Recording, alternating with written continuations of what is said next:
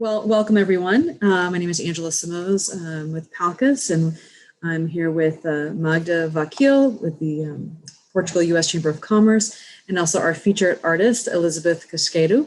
We're really excited to be doing this initiative, highlighting the different artists in our community and all the different talents to this Meet the Artist series.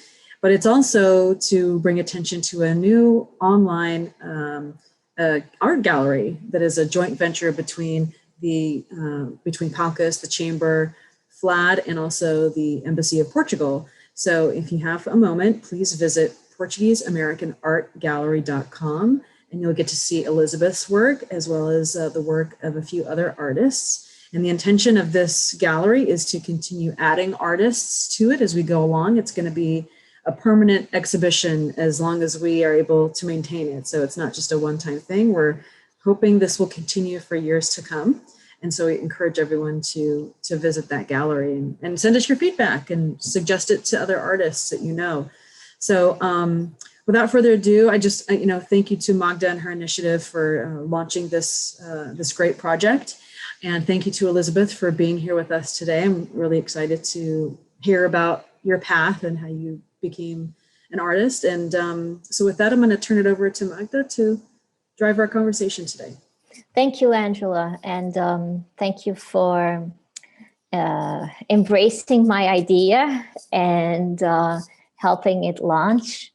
And we've had great feedback from everybody visiting, but especially great feedback from the artists that we reached out to, and that were very enthusiastic about joining and sharing their work, and have been very enthusiastic and generous with their time to participate in this Meet the Artists series.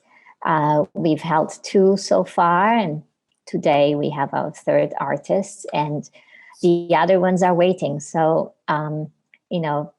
keep look out, because you'll receive some more invites for future occasions. But today we are speaking with Elizabeth Casqueiro, who is an artist and who has had also a very interesting and long professional career in a completely different field, as an architect, but as a corporate architect. And Elizabeth was, I believe, born in the UK, grew up in Portugal, and always enjoyed drawing, but her life took her in different paths. And one of them was a little bit driven by her father and a more conservative outlook on the arts that is shared by many families in Portugal, which sometimes makes young artists go take different paths until they sometimes are fortunate to become artists full-time. So Elizabeth, tell us a little bit about that, because I think it's an interesting story. And it has also some there's a parallel with Portuguese history, which is also interesting and has impacted many families. And many Portuguese American families have gone through that same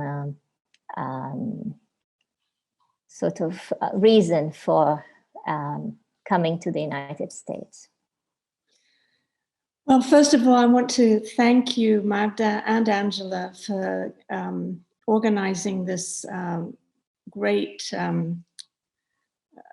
opportunity for us artists, especially Portuguese American artists, to connect with each other and with the wider Portuguese community. It's something I always hoped would happen, and now it has. So it's fantastic. Really, really glad to be a part of this. Yeah, I've had a very circuitous journey, you can say, to becoming an artist, or at least a full-time artist. I was born in the UK. My mother was English, but I moved to Portugal when I was 1 month old. And my father was Portuguese, and all my brothers and sisters were born in Portugal. And I went to Portuguese schools and everything. And my father, as you mentioned, my father was strict. He was in the Portuguese tradition, and he thought that when I finished my high school, I should go and become an economist. Why, I don't know. I mean, I've never liked economics particularly, or finance. So I convinced him that what I really wanted to do was to be an architect, because being an artist just wasn't in the cards at all. At least as an architect, one could earn a living and all of that. So I went for a short vacation to England, and I asked him to enroll me in architecture. And when I came back, he had enrolled me in economics. So for those of you who might know the Portuguese system, at least these many years ago in 1974 or so, you had to, if you were going to change universities, you had to go back to doing 2 years of High school. High school. So that's what I did. I went back, did 2 years of high school so that I could be admitted into architecture, which I was. I was admitted to the Belas in Lisbon. But then after doing 1 year of studies, it was the 1974 revolution, and all the universities were closed. And mine, in fact, was closed for 3 years. So in the meantime, all of us students were, had nothing to do. So I did have some friends in the US. I had been an exchange student when I was 18. So they helped me. They said, come on over. So I came, and with $200 in my pocket, that's all. And I started a new life here, thinking it was only going to be for a few years until the situation calmed down in Portugal. But then, one thing led to another. I got jobs in the IMF in Washington, and started studying at night. So I first did some courses in engineering, civil engineering, and then I moved to the Master of Architecture program at Catholic University. And I did it all part-time, took forever, but eventually completed the degree, and then went to work for Skidmore, Owings and Merrill, which is a very large architecture firm, which had a very large office at the time in Washington, as well as New York and Chicago. But all this time, I never really, I did love to draw. I mean, that's really why I first went into architecture, I think, was because of my drawing skills. And I've been drawing since I was like 4 years old or whatever. And so I always did that on weekends, and my free time, I did drawing, I painted. But in the meantime, I ended up in the World Bank as a project manager, because they were looking for architects who were multilingual, and to work in their field offices around the world. So for their office to do the construction, renovation, and all of that. So I went to work for them for several years, and from there I went to London for 5 years as head of property management at the EBRD, and then returned to Washington eventually. I mean, all of this is quite a few years in the making. And I ended up, my last position was at the IFC, which is part of the World Bank Group, as the head of global real estate, and also, in charge of their headquarters building and over 100 offices around the world. So it's a very fascinating job, but I always loved the arts. And that was, I think, I don't know if it was my number one passion or my second passion. So it's either architecture or the arts, one or the other. And I always decided when I retired, I would go and work, I would do full-time art. And that's what I'm doing. So I retired 6 years ago, and here I am in my studio. You can see some of my pieces behind me and so on. So that's my journey in a nutshell. So did your artistic talent shape your profession? Did your how does a very structured job and a very artistic and creative mind frame coexist?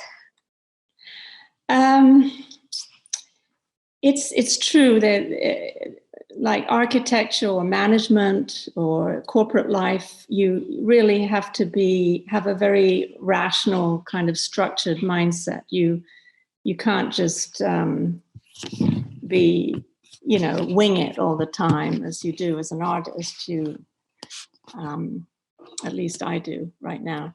But I think in some interesting way, being very creative, which I always have been, allowed me to be creative in my work as a manager, as an architect, because I could always see things I always saw things in a different way than my colleagues. It didn't all boil down to numbers or spreadsheets or, I kind of could think outside the box in ways that I think stood me well. And in terms of how it's impacted my art, I would say that there's a discipline that I bring to my artistic practice that I think acquired as a project manager, as a manager in my corporate life. So, I'm organized, I plan things, I plan my competitions, or I know where I'm headed, I know where I want to go. So I think those things do come from a life of kind of discipline. And lately... Okay, also... Sorry? Sorry, a little bit of background. I was actually gonna ask, did you find yourself, like, as you were going through your corporate career, did you paint or do art on the weekends, or, sort of to relax, or did you really just kind of said, no, I'm gonna wait until I retire and then... Oh, no. I always painted on the weekends, at night. I mean, it's crazy. I don't even know how I did it, but I did. Even when I went on my trips and I was always traveling all over the world, in the plane, I would be sketching. If I had free time, I'd sketch people, or I'd brainstorm ideas. I had a little app on my computer where I could do some drawings if I was suddenly inspired by something. So it was a great way to pass the long flights. Are there particular themes, images, memories that inspire your painting? Is it something in the moment? Is something, do you like take photographs of something and then keep it? Or if you don't take a physical photograph, you sort of have a mental record of something and say, oh, I want to use that. Or what is the process that you? Well, I think my inspiration is very internal, and emotional. So for instance, right now, with the uncertainty that's going on with COVID and the election and all of that, I've moved from being very free in my expression to being more structured, because it's almost comforting to me to go back to objects, industrial objects that I can draw. And those, some of those, that imagery might come from photographs, but in my mind, I know before even, I'm not inspired by the image, I'm inspired by a thought, and then I may look for an image to use. A few years ago, maybe 3 years ago, I was doing a lot of superhero kind of imagery. And in fact, maybe this is the time to share, if I can.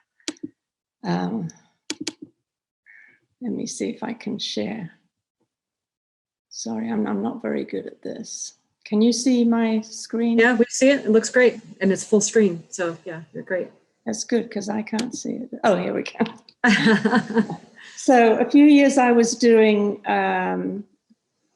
these kinds of images that, this one is, it's not exactly a superhero, but although he is wearing a cape on the right and he's consoling someone on the left. So they're sort of playful images. This one is two dogs lost in a city, but they stem from thoughts that I have about how I'm feeling at a particular period of time. Lords of Dystopia, I was, I guess I can't remember now, but I suspect I was thinking about all the wars that were going on in the world. Here is one that's inspired by comic books. I've always loved comic books. When I was in Portugal growing up, my first sort of glimpse of America was through comic books. So, as you know, back then the country was more insular and closed, and there wasn't much coming in to the country from the outside. These comic books were really inspiring to me because they were all about possibility. So I came to equate America with this place where anything was possible, and sort of good trumped evil and things like that. So that's how I felt in my mind back then. This again is another play on characters from the superhero world. This is Superman's favorite room. These I showed in Portugal, in Casqueiro, in the Centro Cultural de Casqueiro. And it was a great show. I really enjoyed it. This was a piece I did that had to do with how world is like a stage. So you enter it and you exit it, and there are characters that play parts. You play a part, but so does everyone around you. So it is about world being like a stage.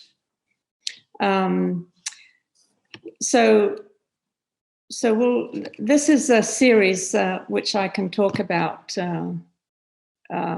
which is that in between big work that I do, I take breaks, or I do it at the same time. I work on 3 or 4 at the same time. And these are 10 by 10 inches, so they're very tiny.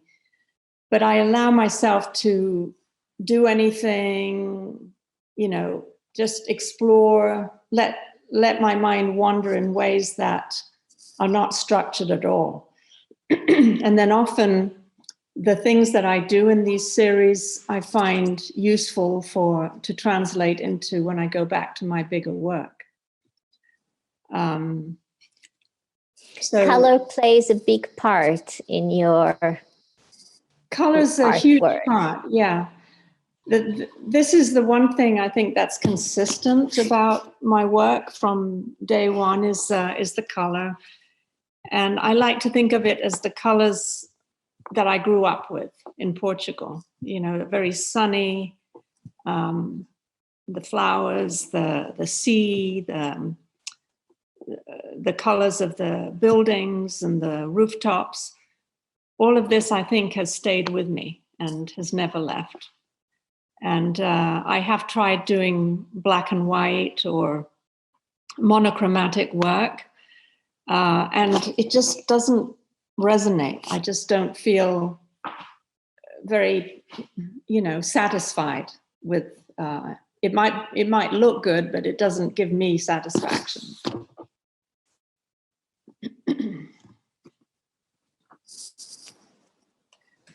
So this one here is, I did a series, this was this year actually, with COVID. I kind of was able to sit back without deadlines because the whole art community kind of came to a halt, a grinding halt in terms of competitions and what have you. So I said, fine, I'm just going to let myself do whatever that I'm thinking, feeling. And there was a show in London that had put out a call, and it was on the subject of it was the interrelationship of nature and mankind. How does man relate to nature? So I started thinking about it, and so I thought, well, you know, the way we relate, we are part of this whole world, and it's nature, it's the man-made, and it's the imaginary, and that's how I see human beings. We exist in this world, and sometimes one takes over and tries to impose their will on the other too. In this case, tipping point has to do with nature aflame. You know, nature is revolting against, you know, what man is doing to nature. And so everywhere, everyone's fighting. Even Superman up there in the right-hand corner can't control himself. He's kind of being tossed with the waves and everything. So I did 3 in this sort of vein. This one, the umbrella, is about, you know, how we are so glib about treating climate change, and you know, the little umbrella with the little bear is sort of symptomatic of, you know, how not seriously we're taking what's happening around us. And then this one here is someone who's holding onto a branch, being tossed by the tsunami wave, and the winds, and there's an urban building there on the left. There's a tree of life, and the tree of life is holding it all together. So that was early this year, I'd say February, March, April. This is another series, again, that I did in the middle while I was doing those pieces. And I did about, I'd say, 8 or 10 of these. And it's continuing with this intersection of the man-made, the natural, and the imaginary. In this case, the imaginary is represented by either a little, you know, childlike figure, or or a pattern that reminds me maybe of the paving stones in Portugal. And and then, of course, the architecture. So I still find great pleasure going back to technical drawing. Mm-hmm. So I call these diversion series. And then this is one that came out of that series. Again, this is called Emergence because it's, I guess it was springtime, maybe it was May when I did this. And I was feeling, okay, things are happening, things aren't so bad. We will emerge from this. And nature will continue to have its poppies and its beauty. So we have allowed the audience to speak. Yes. And ask questions directly. Mm-hmm. So please go ahead. Let us know. You just have to unmute your line. So I see Louise had raised her hand. Yeah, go ahead. So I have a question. I see it in all of your earlier work, maybe not the ones that you've done since 2020. Mm-hmm. I see a lot of a sort of influence, maybe an influence of Chagall's work, because it just, the colors and the shapes and the painterliness. Are there artists who influenced your work or your process? Well, it's a great question. I think Chagall is definitely one of my favorites. Although I don't, I'm not consciously thinking of Chagall when I'm painting. I am drawn to any work that's highly colorized or tells a story. So even Portuguese Paula Rego is someone I admire a lot, and I love her work. I can't say I do work like that, but it's compelling to me. I find it very compelling.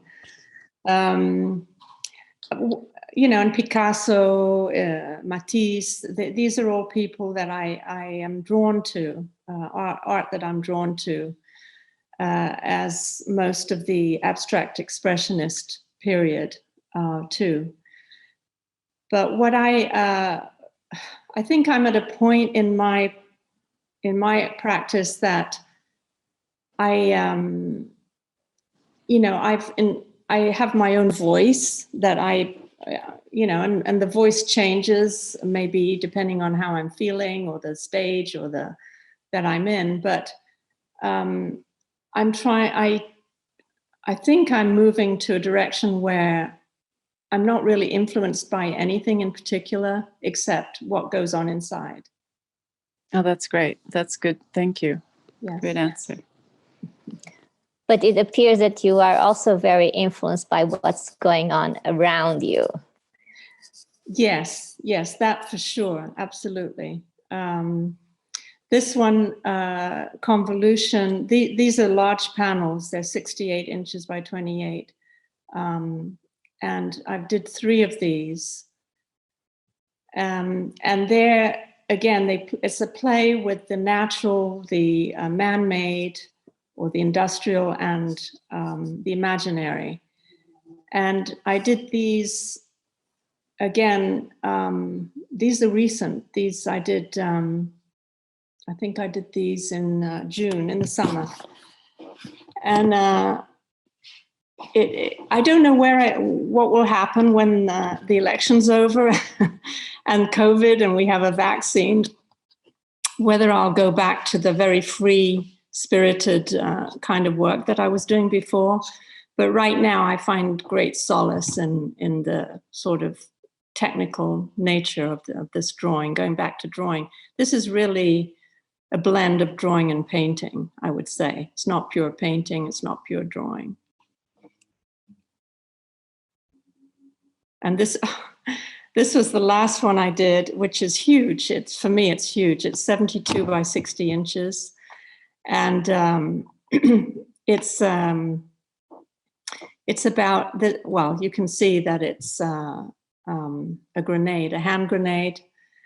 And then there's a lot of symbolism in this painting, but the idea is that what's the man-made is actually taking over, and but everything in the painting sort of alludes to violence, or you could even say death, but it's done in a way, I think, that's playful. And so at first blush, you look at it and maybe it seems kind of amusing, playful, whatever. I don't know how other people see it, but then you start analyzing it, and there's a seriousness there that reflects how I was feeling a couple of months ago.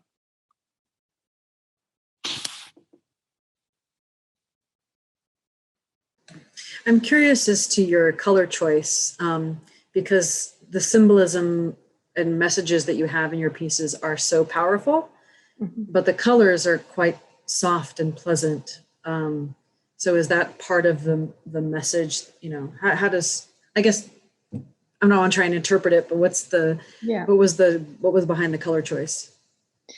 Well, I think my colors are sort of colors of innocence. They're either colors from, that you might associate with childhood, or with something sweet, or something fun. And I think that's part of who I am. I kind of have a fun streak that comes out all the time. But at the same time, I have a very serious side too, where I worry about how life, where we're headed, and where we come from. And I don't know if that has to do with my personal journey. That was, my first encounter with in 1974 with a revolution, which was very scary at the time. And I think there's a trauma that I don't know if other people feel it, but it was so life-changing for me. I don't think I would ever have left Portugal if it hadn't been for that. So I think things like that stay with you, and you look at life in ways that, it's temporal, and it's so easy to mess up. The world is, it's easy to do the right thing, and it's also easy not to do the right thing. You did, during your painting, you did try more monochromatic work. Yes. But you didn't enjoy it. No. Didn't feel, it didn't reflect your personality. No. It's funny. I still like to do charcoal drawings, figure drawings, in black and white. And in fact, in this particular painting, I tried to do that in part of it. In fact, this one was originally going to be all very kind of stark black, white, and gray. And I couldn't do it. I kept looking at it and thinking, it's missing the color. It's missing the color. So, yeah, that's how I think I see the world in Technicolor. Mm-hmm. What, Angela, were you going to say something? No, Louise raised her hand again, so if she wants to ask another please, question. Louise. Sorry, I don't want to monopolize.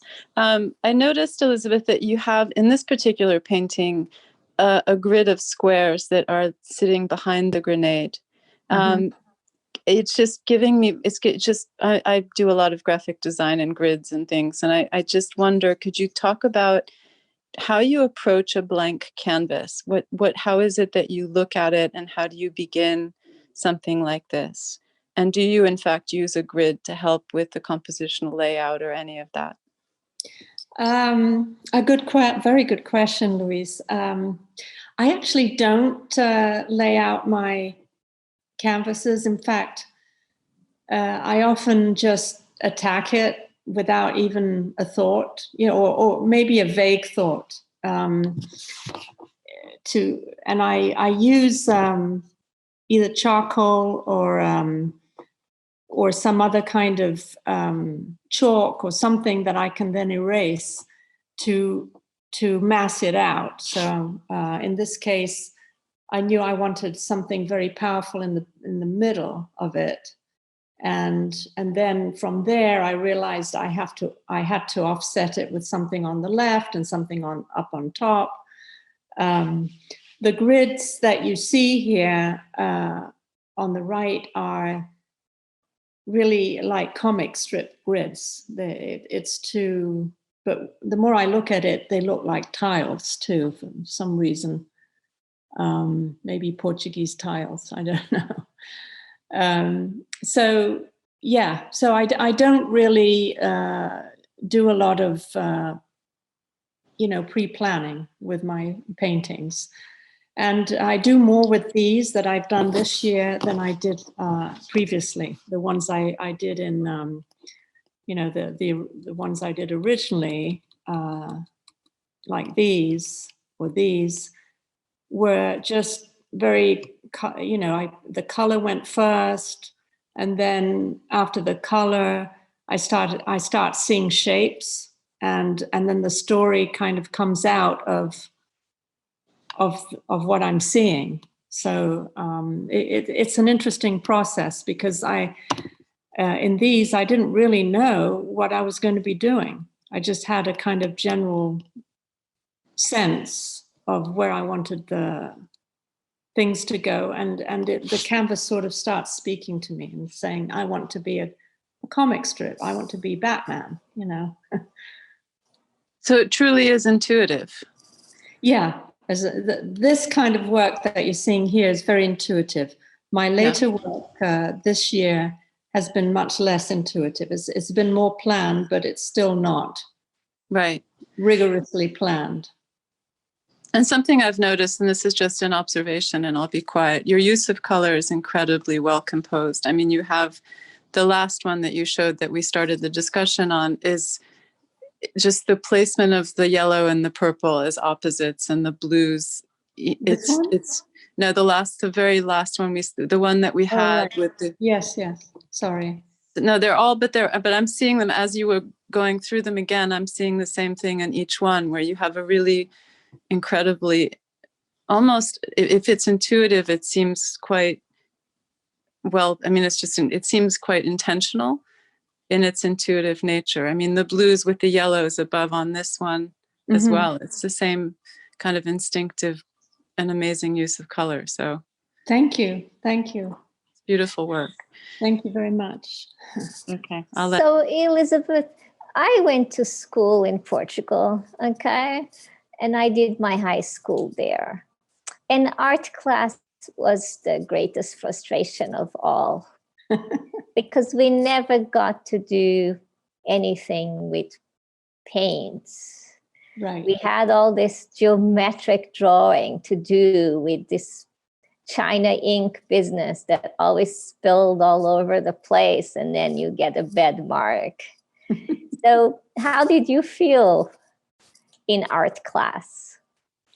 Well, funnily enough, art and English were my best classes. It wasn't called art; it was called design something. It was drawing. Yes. So technical drawing, probably. Technical drawing. And so those are my two strongest classes.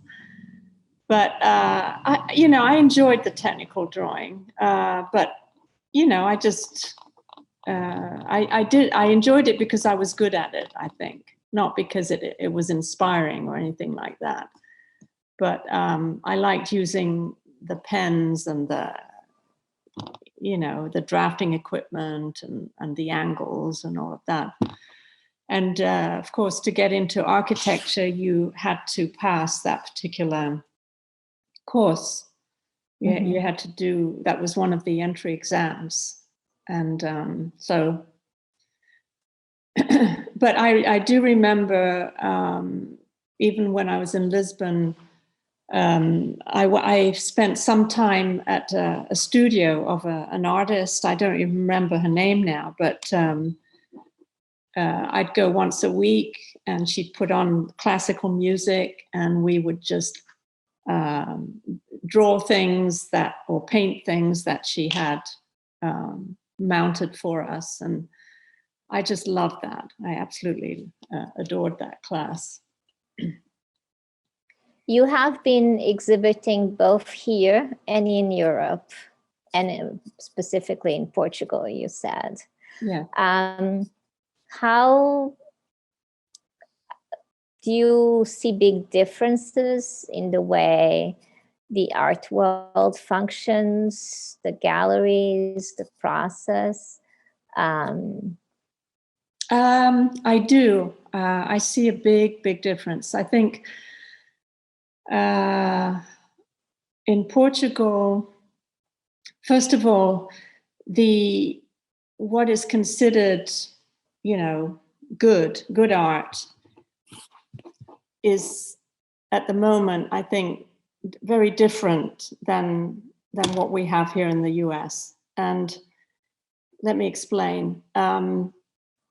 What I've noticed in Portugal, there's a great focus on geometric art, or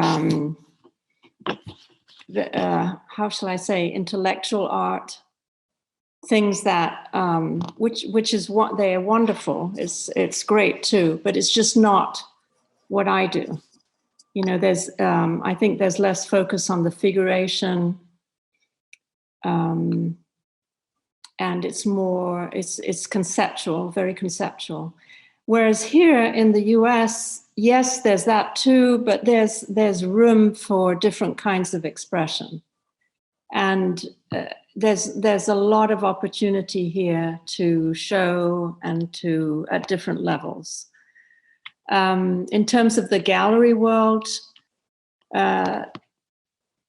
here what you have is different levels of galleries. You have maybe the top tier galleries in New York, Los Angeles, Miami, and then you have a whole, and they maybe go for certain high-priced artist or who's in the Vogue or whatever. But then you have lots of other galleries. Now, admittedly, right now, most of the galleries are struggling because of the virtual, COVID situation, but it will come back. And in Portugal, I think the opportunities are limited, which is why I was very happy to have shown there. I showed there twice, once in Leiria and once in Casqueiro, as I said. And they're beautiful spaces, but they're not many of those spaces, and it's hard to, certainly when you're sitting here in the US, to find a foothold in Portugal in the art scene. Mm-hmm. What advice would you have for young artists, both in Portugal and here, about how to go about achieving their goals and pursuing their passion? Well, I would say pursue your passion, and I was lucky that I also had another passion, which was architecture, and I'm very glad I pursued that, and I worked in architecture for so long. But many people don't do that. They go into economics. They do something that is expected or that will be more acceptable to. It's practical. Right? Practical, and they don't pursue the creative side. And I think you lose a lot in the process by doing that. And being an artist is it's a long haul. It's very difficult. But if you stick to it, if you can really stick to it from a young age and view it as your primary activity, even if you have to work part-time and do other things or even full-time, but that your other job is to support your practice. So it's an attitude shift.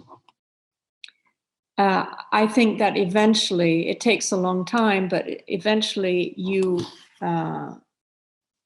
find yourself in a place where people notice you, where you, and more importantly, you feel at one with what you're doing, that you love what you're doing. It's and I think it's very life affirming to have a passion like this. And the same if you're a musician or an actor, it's a work of passion. How would you,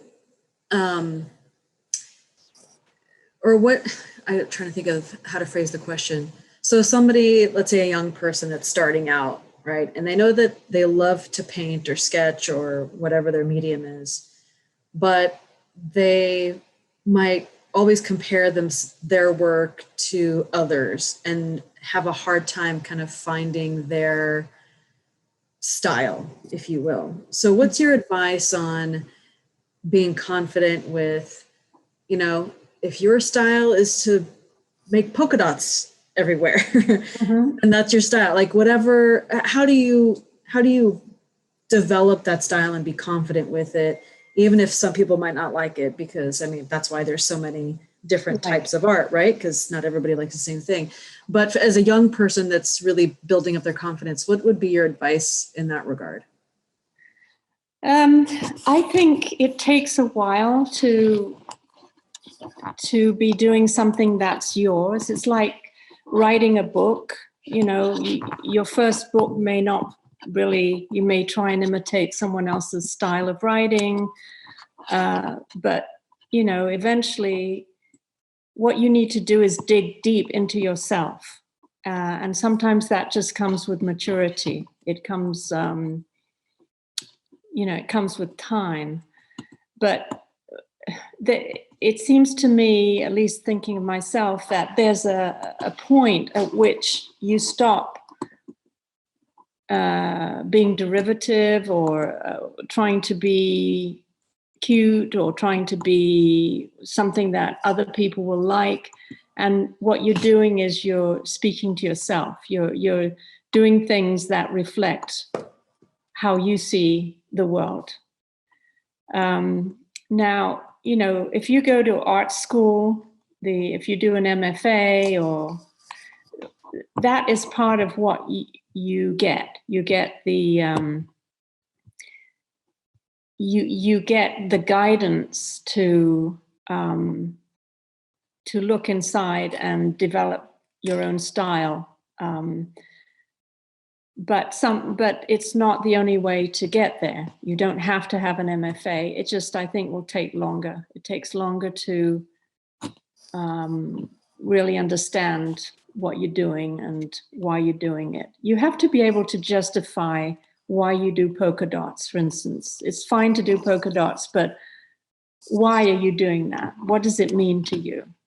And, if you can answer that question, that's fine, and if you can explain it to people, people will start understanding and see the brilliance behind what your polka dot, for instance. Mm-hmm. Lastly, just Elizabeth, you have also done a collaboration in ceramics. And there you work with a master ceramic, and who decides on the shape, and then you do the decoration. But do you sort of say, I want something of this basic shape and size, or he throws the shape and then you adjust your decoration to it? What is the process? So yeah, this is a relatively new thing that I got into a couple of years ago with a master ceramicist. He knows all the techniques. He has a studio in Easton in Maryland with kilns and everything, the wheels. And but I think he was wanting to do something more creative. And we just got talking. I was also looking for a way to get away from the two-dimensional canvas and have a three-dimensional canvas, so to speak, where I could do what I do, but so you could see it from different sides. Plus, I love ceramics. I can't say I'm skilled at it, but so he was skilled. He is skilled, and I'm skilled at the decoration. And so we get together and we plan our series. So the last series we did was these totem poles of maybe 1 foot sections. And so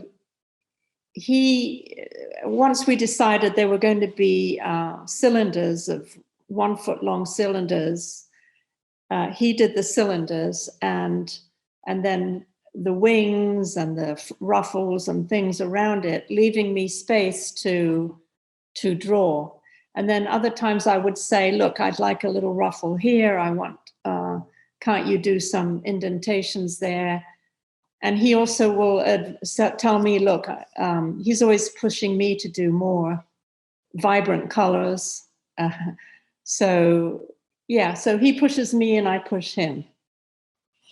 Okay. And I'm hoping that once, maybe next year, hopefully we can start doing more, because I like doing, if I have a big show of paintings, I want to be able to have the pottery and the ceramics as part of the show, which is what we did last year in a show. So he came and he was very pleased to see his work in a huge gallery space. Thank you very much, Elizabeth. This has been very informative and wonderful. And I hope that it serves as inspiration for many more artists to come forward, get inspired, and the dare to show their work. Because sometimes there are a lot of artists that are a bit shy, and they just need that little boost of confidence to come forth. Yeah, in fact, when I was listening to Pete Pereira last week, I was thinking how, whether you're a painter or photographer or in any of the creative fields, it's the true thing. The recommendation is about to follow your passion, and it's like you've got this gift or there's something you really like to do and is meaningful. Well, do it. Don't just be intimidated. Just do it and follow your muse, so to speak. Yes. Thank you very much. On behalf of PALCUS and the Chamber, the Embassy of Portugal, and FLAD, we thank you very much for your time and your generosity to share your work and to explain the process and the inspiration. To everyone listening, we will be scheduling the next Meet the Artists with the other artists. And in the meantime, we invite you to visit our online gallery, Portuguese American Art Gallery.com.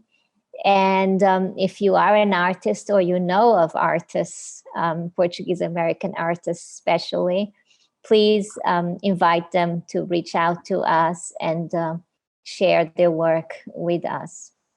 Thank you very much, Elizabeth, and I look forward to a time when we can meet in person. Obrigada, adeus amigos portugueses. Muito obrigada e boa noite a todos. Boa noite. Boa noite.